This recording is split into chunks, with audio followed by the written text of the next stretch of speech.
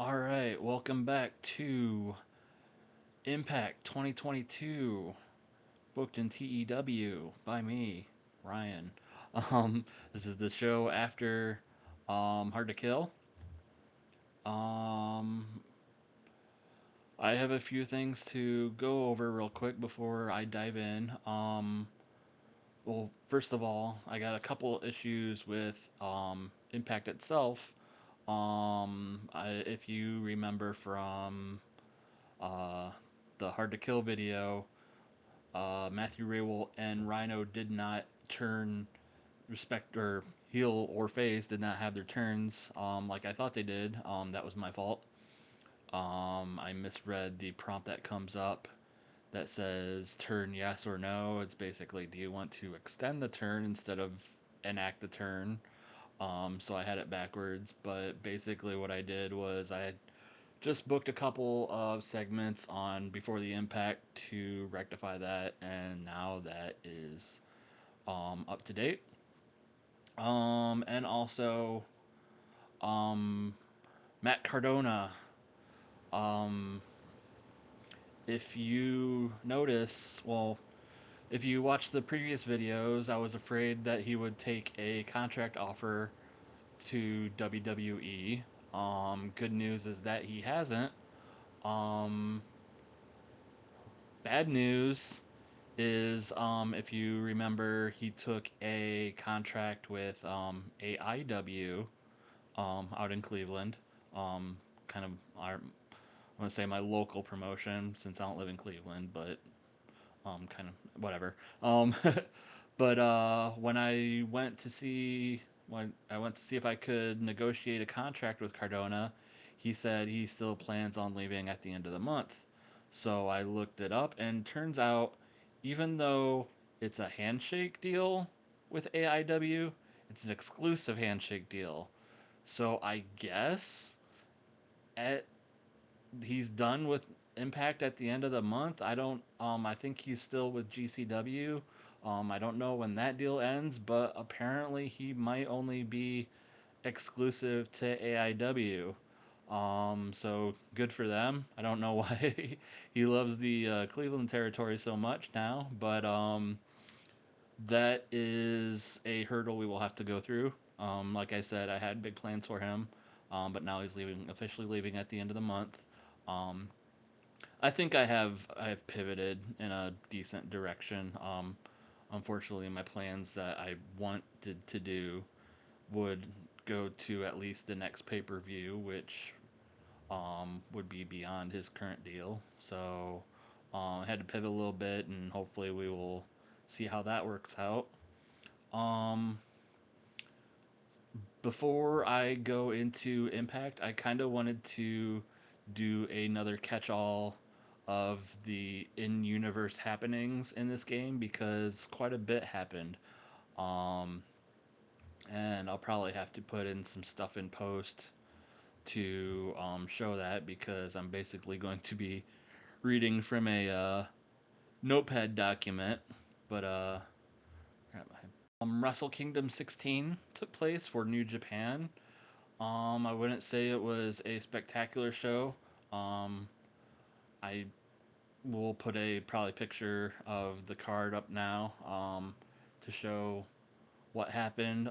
Really, the only big news that came out of this show was that Tiger Mask won the junior title from El Desperado, and El Patron now, I guess, and James Storm are officially a team in New Japan, and like we've seen with their recent hires, the they have made a push for some odd choices of talent, and they have continued that push because they have made more hires. Originally, see they've hired Alberto, James Storm, Karrion Cross, Rene Dupree. It sounds like they are continuing that trend because they decided to hire Mike Mondo, formerly Mikey of the Spirit Squad, Thomas Santel, Nick Dinsmore, formerly Eugene, and Jay Bradley. So apparently, New Japan's new direction involves a lot of names from mid 2000s OVW. All of a sudden, and they also signed Nick Patrick. However, he will be at their he signed a deal with the New Japan USA promotion, which I guess I don't know if it's called like NJPW Strong. I think that's what it's called in real life. I don't know what's called in the game. Which we have some talent that we share with them. Uh, I was looking into their roster and hoping we can do more with them, which you will see in with Impact. I do some things with them with some New Japan talent. Would like to go further, but with these New Japan hires, they are hiring them as exclusive deals, including these USA deals. So, like in the case of, uh, oh, what's his name? Atlas. Why am I blanking on his first name? Anyway, but I was thinking about bringing him in, but he is signed exclusively to New Japan, their USA division. So, but they do have a few handshake deals, or not, or written at least not exclusive deals. So we will maybe be sharing talent with them. As far as AAA, they did run a show, and Roosh won their AAA mega title from El Hijo del Vikingo. Um, Again, we do have some AAA talent in Impact, so maybe that would be something we could be interested in. Um, WWE didn't do a whole lot. They rehired Braun Strowman, Mojo Rawley, and Drake Maverick, aka Spud in Impact. Which honestly, I did offer him a deal, but he already had the WWE uh, offer to him, and it's pretty much a foregone conclusion that I would not really be able to match that. Yeah, so any plans I had for him, which weren't major, are out the window. And really, other elsewhere in WWE, Samoa Joe and Braun Breaker started teaming in NXT, so that's pretty cool. Maybe not as cool as LA Knight and Dexter Loomis, but can't have everything. Some outside of the ring news: Kevin Nash and Sean Morley have announced their retirement, effective in about 3 months or so.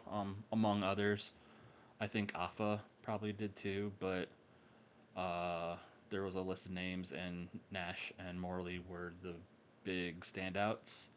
And Jazz and Rodney Mack are divorcing, unfortunately.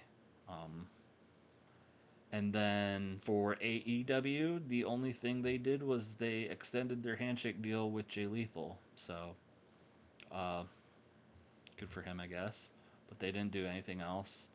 But a lot of indie talent, or a lot of indie promotions, have started signing talent. A lot of these, I'm pretty sure all of these are handshake deals, or at least non-exclusives, because there is some frequent overlap between them. Um, Starting with PWG, they hired Brian Hebner, who is an Impact ref. But as far as non-Impact talent goes, Ricardo Rodriguez, I think he's in the game as Jesus Rodriguez, Carlito, Athena, the former Ember Moon, Ty Valkyrie, and Eva Marie. So we can't say that PWG doesn't hire women or doesn't book women, because now they have at least three. Um, Speaking of female promotions, Shine did a pretty decent talent acquisition. They also got Brian Hebner working for them, but they also took Mia Yim, Maria Kanellis, Nia Jax, and Mick Foley. Uh, don't know how Mick Foley is going to work in there, but whatever. Shimmer did a few hires. I was kind of surprised they didn't do a ton, at least was more surprised that Shine did more hires than Shimmer did. But Shimmer hired Tara Calloway, Angelus Lane, and the former Tegan Knox, Nixon Newell. So there's some gets for them. MLW, their only hire was Nia Jax, who went to Shine. Defy Wrestling hired Mick Foley, so he must be making a run of appearances. Keith Lee and Dr. Tom Pritchard. Championship Wrestling from Hollywood hired Cameron, aka Ariana Andrew, Mr. Spectacular Jesse Goddard, and Eva Marie. So I guess she lives out in SoCal, so because she has Hollywood and PWG bookings now. Um, AAW hired Jonathan Coachman, so I guess he's back to commentary or something. Um, Kenta Kobashi must be living in Germany or making not Germany, but making some sort of European tour because he has bookings with WXW and Progress. So maybe he's just doing appearances there or something. AIW, like I mentioned a couple shows ago, Matt Cardona has agreed to a deal there, which now I just found out is a exclusive deal. And Chelsea Green has come along with him. Her deal seems to be non-exclusive because she still is hired with Impact, but they've also hired Katarina Waters, aka Katie Lee Burchell, aka Winter. And in some interesting news, their women's title must have been reactivated because on an episode of Go for Broke, which they actually run as a weekly show now instead of just a temporary thing, Allison Kay defeated Ziggy Heim and is now or once again, actually, the AIW Women's Champion. Uh, so Shayna Baszler does not have exclusive rights to that title anymore, apparently. Um, DDT Wrestling in Japan hired Masahiro Chono, so that'll be interesting. GCW com- uh, continues their comparisons to old school ECW. They hired Joey Styles, which I'm not sure I agree with that, but anyone's better than Kevin Gill, so we will see about that. And what I consider the biggest news of the week, um, Kairi Hojo, aka Kairi Sane, uh, returned to wrestling by joining Tokyo Joshi Pro and Ice Ribbon. Um, I know I gloss over a lot of Japanese talent because a lot of them aren't recognizable to me. TJPW did make a pretty big talent acquisition run lately, so but she joined both TJPW and Ice Ribbon. And then over the week, she won at one show. She won their Ice Ribbon's top title, and also got injured. So I think that I looked and that title was vacated, but she got a pretty gnarly injury, pretty much in her first match back, even though she won the title. But yeah, so that's the news of the world, I guess. In our world. So yeah, let me get back to the game, and we will get into the fallout from Hard to Kill on this week's Impact Wrestling.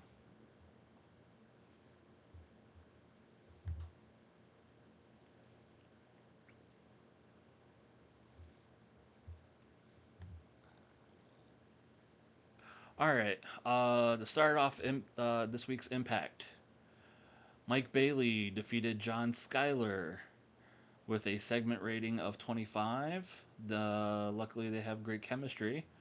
Um, yeah, this is basically a showcase for Mike Bailey again, much like the pre-show for Hard to Kill was. And he is likely going to be a rising star in our X division. Next segment. Speaking of X division, we had a angle. Basically, Chris Sabin comes out with a microphone, and he goes over his appearance at Hard to Kill. Unfortunately, he lost to Jonathan Gresham for the Ring of Honor title, and Sabin cuts a promo, and he's like, I have to give it up to Gresham. That was a really good match he had, and it got me thinking. I don't have a lot of time left. I'm kind of an elder statesman around here in Impact, and even though winning the Ring of Honor title would have been cool, um, I don't know. Maybe I would like one more run with the X Division title, even though he does hold the title for most reigns. He does admit if he's gonna go out anytime soon, he would at least like to hold the title of that basically means the most to him. Um, the current champ Trey Miguel comes out and he basically says, "Hey, you're a big inspiration to me, and anytime you want a title shot, you got it." And they go to shake hands, but they're interrupted by Steve Macklin, and Macklin's like basically throwing a fit. He's going like, normally I don't want, all these veterans or whatever to come in and think they can just walk in and take my spot. Um, you know, that should be for me. I should be uh, wrestling for the X Division champion. But thanks to this prick, and he points to Miguel, it's like, I can't do that anymore because, unfortunately, we lost that Hard to Kill. And they kind of have, or Macklin kind of gets into Miguel's face, and Sabin pushes him off, like gets in between them, pushes him off. Macklin backs off. He's pointing. He's like, "I want that belt." He's like, maybe this is good because, you know, if Sabin beats Miguel for the title, if that match should ever happen, Macklin can challenge for it again. So that segment gets a 26. And then we have a angle. Basically, Quinn Mckay, Ring of Honor's Quinn Mckay, is standing by backstage, and she's hanging out trying to get a scoop. And she sees both Matt Cardona and Chelsea Green walk in. She goes to interrupt them, and she's like, "I'd like to talk to both of you," but Chelsea Green just stomps on by. It blows past her, and Matt Cardona's like, "Don't worry about her. She's got her own thing going on. What do you want? What do you want to talk about?" And Quinn Mckay is like, both of you lost, had major opportunities at Hard to Kill, and he wasn't what you wanted. What would you like to say? And Matt Cardona, he's like, I've been thinking about it. I've been in Impact for a year, and I really wanted to be the world champion. I really thought I could be. I thought, I've been around, in my years since leaving the big league or so, leaving New York. I've been to Cleveland, I've been to Jersey. I've walked in there and I've been world champion there, but I can't do it in Impact. And I don't, I always say I'm always ready, but, maybe I'm not always ready. I had just got married. Maybe, we were distracted. Maybe, I could keep making excuses for myself, and he's just sitting there. He's like, maybe, he starts thinking, he's like, maybe I'm not ready to be world champion here. But then he stops and he looks at Quinn Mckay. He's like, wait, who are you again? And she's like, Quinn Mckay. He's like, yeah, you're that chick from Ring of Honor. And she's like, well, woman of broadcast journalist, but yeah, I'm from Ring of Honor. And she's like, or Matt Cardona stops and thinks. He goes, you know what? You just gave me an idea. And he goes to hug her, and he's like, I would kiss you, but I'm married now. And his spirits have seemed to be lifted, but he doesn't, doesn't show his hand, doesn't tell us what that idea is. So we'll have to find that out. Um, Segment rating of 25. Quinn Mckay debuted her Equality Fighter gimmick, which got a rating of great, which I kind of had to throw that thing of not being a chick in there, but she's basically going to be serve as backstage consultant, but hopefully make her way to the ring in due time. And then we see where what happened with Chelsea Green. We go backstage to elsewhere, where Jordan Grace and Rachel Ellering are talking, and they're like, Rachel's like, I know we're tag partners and I know we're friends, but that Ultimate X match we had at Hard to Kill, I'm glad you didn't take it easy on me. I'm glad you treat me as an equal, and Jordan says, likewise. But Chelsea Green interrupts them, and she's like, "Well, I don't appreciate you," pointing at Jordan, uh, taking the opportunity away from me. And Chelsea goes on, and she's like, "I was literally hanging from the X, and you grabbed me and power bombed me down to the mat. You took that um, opportunity away from me. Well, I want to take something away from you, and I want to take that." And she points at Jordan Grace's digital media title. And Grace is like, "Well, you've already challenged for this plenty of times. How many times are you going to do this?" And she goes, "I just want one more, and I want it next week on Impact." And she's like, "I'm a fighting champion, so, let's go ahead and do this next week." So Jordan Grace defending the title against the digital media title against Chelsea Green next week. This got a segment rating of 33. Tasha Steeles versus Lady Frost.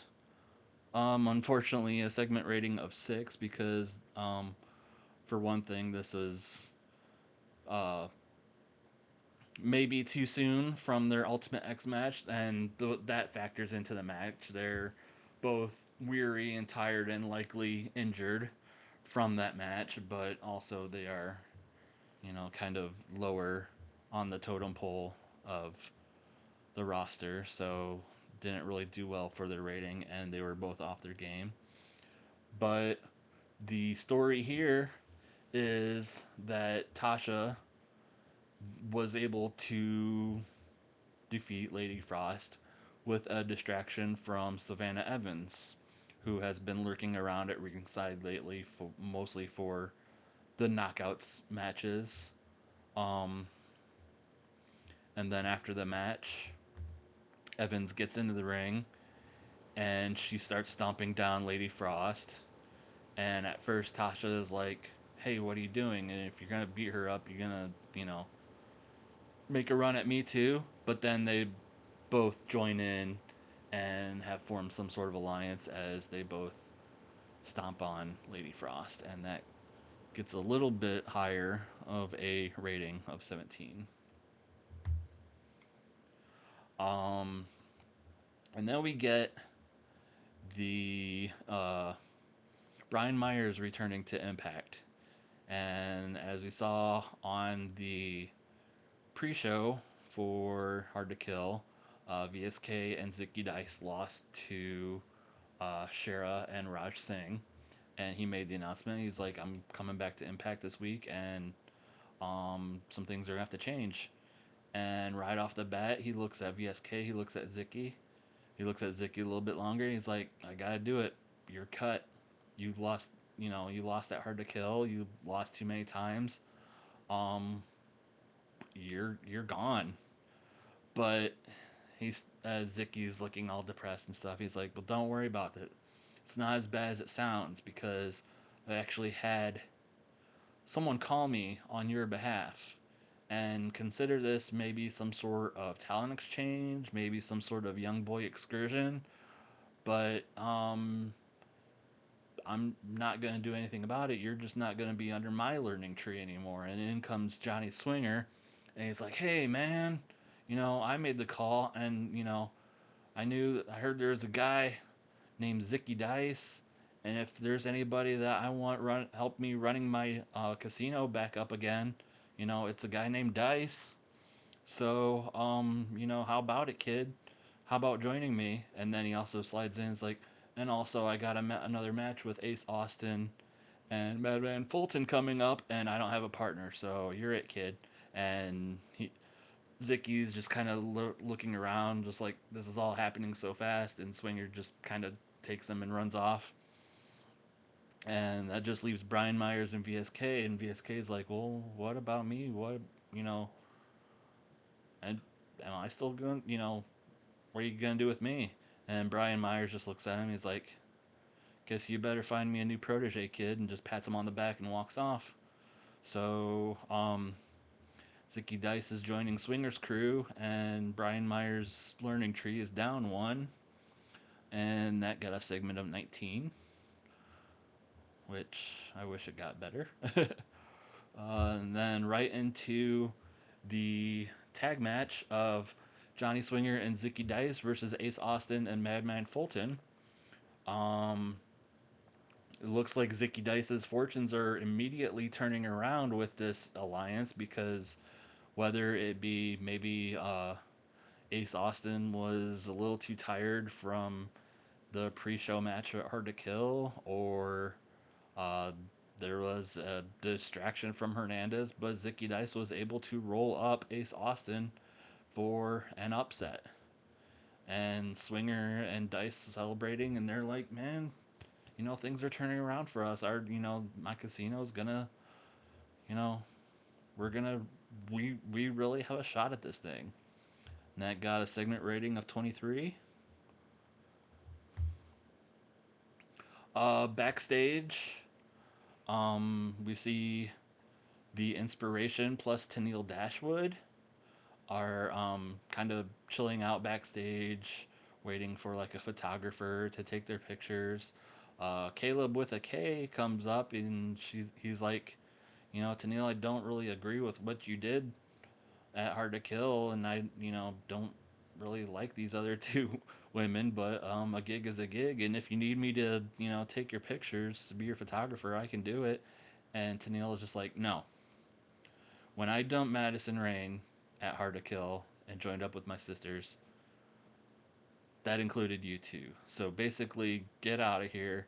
And you two, or these two women, the Impact Tag Team Champions, you can still call them the Inspiration, but when you're addressing the three of us, we're the Aussie Invasion. So, Caleb, you are gone, and that will turn him babyface, and the turn was a success with a rating of 29. But so basically, Caleb with a K is, you know, out of a gig. Uh, Jonathan Gresham versus Laredo Kid. Um, I have this, even though it's not a title match. I have it billed as like champion versus champion. I have Ring of Honor world champion, and Laredo Kid holds, I can't remember the exact AAA title, but um, basically this was a this was kind of a placeholder match because I kind of needed something else to fill out the show with wrestling, as this is a very angle heavy show this week. Segment rating of 32. Laredo Kid seemed off his game. Um, yeah, I'll see if that was because of his. Yeah, I want to see if that was like performance based or what. But segment of 32 probably decent for a wrestling segment compared to what we've been getting. Next segment. Backstage, we have Gail Kim talking to Mickie James. Mickie James is furious after what happened at Hard to Kill, and she, losing the Knockouts title under dubious means. Gail Kim's like, I know, you got screwed. I'm gonna make this right. I'm gonna do, you know, I'm gonna find out what's going on. And while she's trying to calm her down, the new Knockouts champion Deanna Prato shows up with Matthew Waywalt, and Gail Kim is like, "You guys got some nerve showing up after what you guys did at Hard to Kill," and specifically pointing at Matthew. She's like, I told you you shouldn't be at ringside, you shouldn't interfere, and you did anyway. And he's like, "Oh, you guys can't prove that's me. That was just a hand coming up from the apron. That could have been anybody." Um, Deanna is like, "You know what, Mickey? You can have you can have another shot. Maybe while I got the Knockouts title, I have the AAA Reina de Reinas title. Maybe you can go back to NWA, ask your husband for a title shot and bring that title to me too." And that sets her off, and immediately security swarms them all. And Gail Kim has to yell out. She's like, "All right, whatever. You," pointing at Deanna, "you go to the ring. Your match is up next." And then you, Matthew Roy Walt, you stay here with security. I'm gonna make sure, this Ring of Honor title match coming up next, you know, there's no shenanigans. I want it to be clean. And Deanna's like, "Whatever, I don't care. I'm gonna win this anyway. I got two titles. What's another?" And that ends the segment with a segment rating of 29.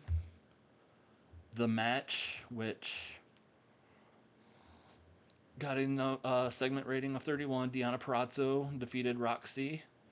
I was kind of wondering how this match was gonna go, considering when Roxy debuted at Hard to Kill, she literally got a rating of 1. Glad to see that it did well, and especially with kind of gave it a lot of time. And I booked it as like a slow build match to kind of get over Deanna as like a technical wrestler and Roxy as someone that could hang. But unfortunately, Deanna Purrazzo tapped her out with the Fujiwara armbar. Deanna Purrazzo is now Knockouts champion, Reina de Reinas champion, and Ring of Honor women's champion. So we are doing the belt collector gimmick with her. Um, and yeah. All right. After the match, um, like after a commercial break or whatever, Eddie Edwards comes out. He's got a microphone, and he's like, "I know." He's kind of hyping up the crowd. He's like, "You guys enjoyed Hard to Kill last week, or on Sunday, Saturday, I guess." And he's like, "Did you guys enjoy the Hardcore War?" He's like, "I enjoyed it, and I enjoyed it so much. You know, I don't know if anybody noticed, but I pinned one half of the tag team champions of the world, and I think that entitles me to a title shot in the future." So he actually calls out the Good Brothers, and he's like, "What about it? Do you want to do this or what?" And they come out, and they're like, "Actually, you know, we kind of like you, Eddie. You know, out of all the people that we've faced lately, out of Rhino, Heath Slater, Willie Mack, Rich Swan, we liked you the most. You remind us of you remind us of us, kind of. You're not a big J Brone like all those other guys. So you know what? We'll grant you a title shot someday, but it's gonna be under our terms and under our rules, and you're gonna have to go through our precautions. You see, we still have a business deal with Violent by Design, so if you can get through them, if you can get through, we know that Eric Young is injured, but if you can get through Cody Deaner, and if you can get through Big Joe Doring, we'll consider giving you a title shot. And your partner can't be any of those other four guys. We're done with those teams. We're done with Rhino. We're done with Heath Slater, Willie Mack and Rich Swan. They can all go screw off. They've had their chances and they don't get any more. But you know, if you can stand the heat, we'll give you a shot." So Eddie's kind of nodding. He's like, "Yeah, we can do this." So segment rating of 44. Gal is doing some good improvisation. We get a promo from Moose from his home. He talks about retaining the world title at Hard to Kill, but he also mentions being attacked after the match by Josh Alexander. And Moose goes, I'm considering Impact an unsafe work environment as long as you have Josh Alexander roaming the halls. And until you guys decide a new contender for this title, I'm not going to show up. So, see you next time, whenever you guys decide who I'm going to face next. And that's a rating of 37, basically kind of showing how big of a coward Moose is. And then we get a New Japan US showcase as Jonah and Finn Juice defeat the team of Bullet Club, the United States branch of the Bullet Club, you should say, as Jonah pins El Phantasmo. Um, this kind of turns Jonah face by default. Um, kind of gave them some time to have like a wrestling match on this card again. On even since this episode is very angle heavy. But yeah, and kind of shows our connection with New Japan, at least the United States based talent. So that got a rating of 31. And then basically to end the show, W. Morrissey comes out. He cuts a promo, takes the mic, and he's like, I don't know if you guys noticed at Hard to Kill, but in that three-way, I didn't get pinned. So why,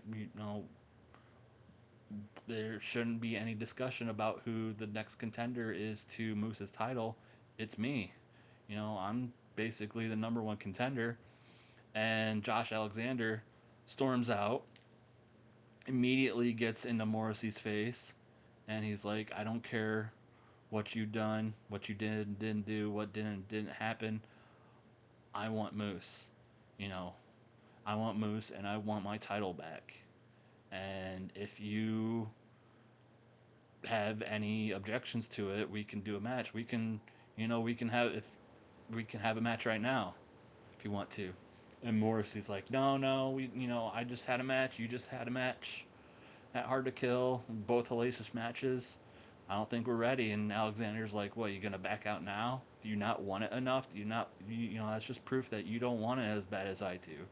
And that kind of sets Morrissey off. And that brings out Scott D'Amore. And D'Amore is like, Morrissey's right. You guys have both had hellacious matches. And I think it is in both of your best interests that if we have this match, we wait until next week and we crown the new number one contender to the Impact World title next week. So the match is set, and the Impact basically ends with these two staring each other down with a segment rating of 29.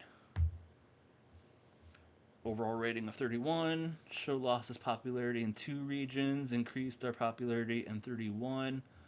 The general feeling is that Impact doesn't have enough interesting storylines going on. We're working on that. So yeah, that is Impact. Next week we have the number one contenders match with Josh Alexander and W. Morrissey. We have the digital media match between Jordan Grace and Chelsea Green. And yeah, I think that sets us up for a number of things to come along in the coming weeks. So let's go and see what happens the next day. Alright, so we are back with the next day. Impact rating drew 553 fans. I looked and it's a rating of 0.21.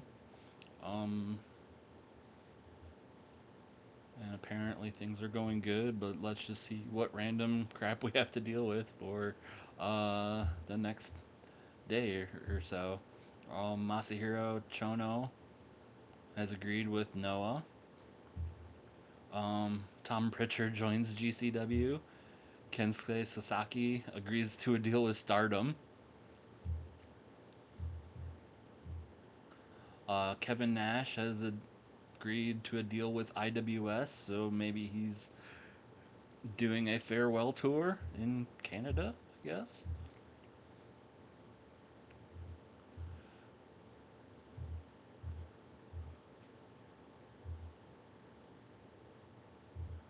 We want to see what happened in new NXT UK.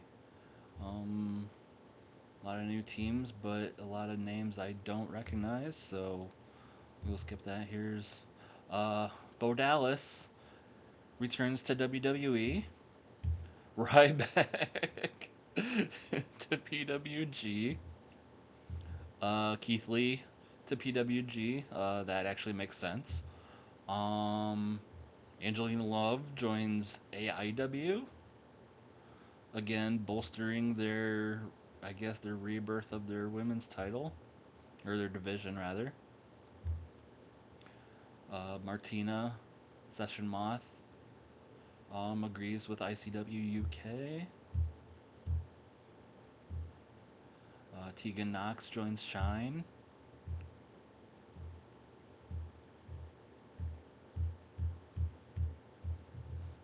And yeah, that's basically it.